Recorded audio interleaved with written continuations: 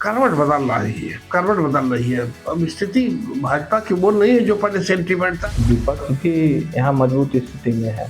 योगी आदित्यनाथ उत्तर प्रदेश के मुख्यमंत्री और जिन्हें उनके समर्थक बाबा बुलडोजर कहते हैं। छवि ऐसी कि बीजेपी उन्हें आंध्र प्रदेश से लेकर कर्नाटक तक, तेलंगाना कह लीजिए, मतलब देश के हर कोने में प्रचार के लिए भेजती है। लेकिन जब योगी आदित्यनाथ उत्तर प्रदेश के मुख्यमंत्री बने, तब उन्होंने जब अपनी लोकसभा सीट छोड़ी तो सीट को जीतने वाले शख्स का नाम था प्रवीण निषाद। तब वो भारतीय जनता पार्टी का कैंडिडेट नहीं था, तब वो समाजवादी पार्टी समर्थित उम्मीदवार था। और यही प्रवीण निषाद अब संत कबीर नगर से बीजेपी के सांसद हैं।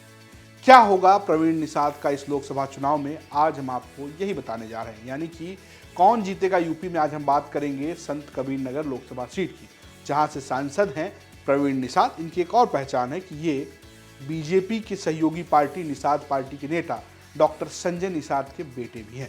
अगर आप संत कबीर नगर लोकसभा सीट की बात करेंगे तो ये समझ में आएगा कि सीट पर जाति समीकरण कहीं ना कहीं हावी नजर नहीं आती। एक ऐसी सीट है जहां पर बाहरी प्रत्याशी या कहिए कि पार्टी द्वारा थोपे गए प्रत्याशी हमेशा चुनाव जीतते रहे। हालांकि यहां पर दबदबा बीजेपी और बसपा का ही नजर आता है। पिछले 3 चुनाव की बात करें, 2019 में यहां से बीजेपी के प्रवीण निषाद चुनाव जीते थे।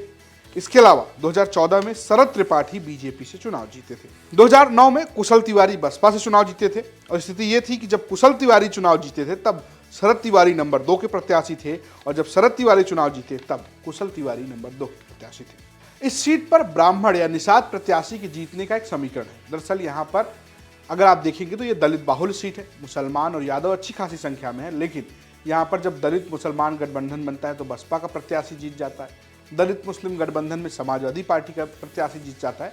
और बीजेपी ने यहाँ पर ब्राह्मणों के अलावा जो सवर्ण वोट है, उसके अलावा जो अदर ओबीसी है, इसको इकट्ठा करके चुनावी समीकरण में एक सेंधमारी की है। अगर आप देखेंगे तो संजय निषाद के बेटे प्रवीण निषाद को यहाँ से चुनाव लड़ाने के पीछे भी एक यही बड़ा मकसद है, क्योंकि यहाँ पर निषादों की संख्या एक अच्छी मात्रा में है, जो जब समीकरण बनते हैं तब वो हार जीत तय करने के कह सकते हैं कि उस स्थिति में आ जाते हैं कि वो हार जीत तय कर सके। एक अनुमान के मुताबिक इस सीट पर करीब 21% दलित है, मुसलमानों की संख्या करीब 18% है, यादव करीब 14% है, ब्राह्मण करीब 10% है, निषाद करीब 6% है और कुर्मी करीब 4% बताए जाते हैं। जहां कुर्मी निषाद ब्राह्मणों की संख्या अच्छी खासी है, वहां पर बीजेपी के लिए जीतना एक आसान चैलेंज लगता है। लेकिन क्या इस बार भी ऐसा होगा?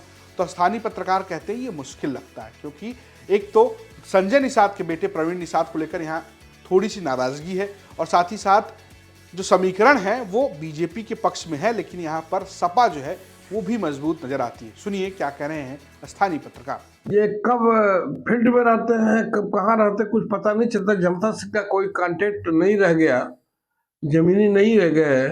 ये तो भाजपा ने इनको थोप दिया आके यहाँ पर, और चुनाव में इनका हश्र बहुत बुरा होना चाहिए, होगा भी। चूंकि अब संत कबीर नगर में तीनों सिटिंग विधायक भारतीय जनता पार्टी के हैं। खजनीवाल में यहीं से हमारे पूर्व मंत्री रहे, इसी जिले के हैं। खजनी विधानसभा से श्री राम चौहान भी विधायक हैं। आलापुर में भी भारतीय जनता पार्टी का विधायक है। तो पक्ष, अगर हम लोग बात करें पक्ष और उस पे, तो समीकरण पे तो भारतीय जनता पार्टी मजबूत स्थिति में है।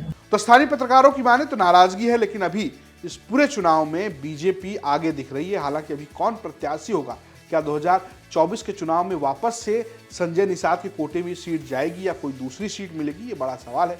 लेकिन अगर आप ये जानना चाहते हैं कि आपकी सीट पर क्या हालचाल है, तो आपको करना होगा एक काम, आपको जाना होगा कौन जीतेगा यूपी लोकसभा 2024 के इलेक्शन प्लेलिस्ट में, और वहां पर आपको अपनी सीट की जानकारी मिल जाएगी। साथ ही साथ आप ये भी जानना चाहते हैं कि आपके इलाके के लोग क्या सोचते हैं, तो ये जानकारी भी आपको यही मिल जाएगी। फिलहाल ये स्टोरी आपके लिए भेजी थी संत कबीर नगर से हमारे सहयोगी आलमगीर ने, प्रस्तुत किया मैंने रजत ने, और कैमरे के पीछे हैं रंजीत। देखते रहिए यूपी तक। नमस्कार।